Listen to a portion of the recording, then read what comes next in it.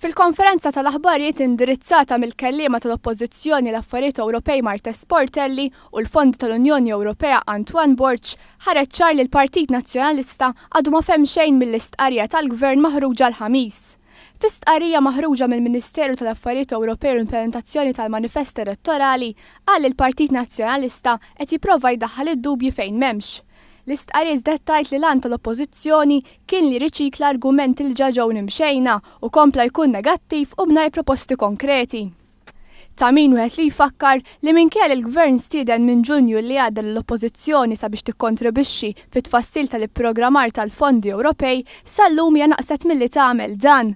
Madankollu l-proċess tal-programmar dwar il-Fondi Ewropej 2014 u 2020 huwa miexi kif previst u skont ir-regolamenti Ewropej.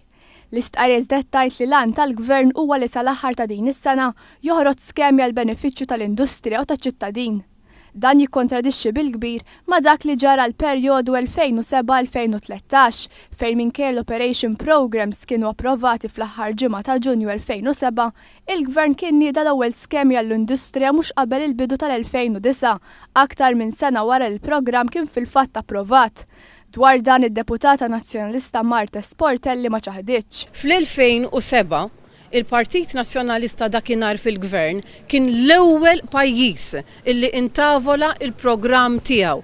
Kien ukoll l-ewwel pajjiż illi ħa ir-riżultat u ħa il-go-ahead mingħand il-Kummissjoni Ewropea.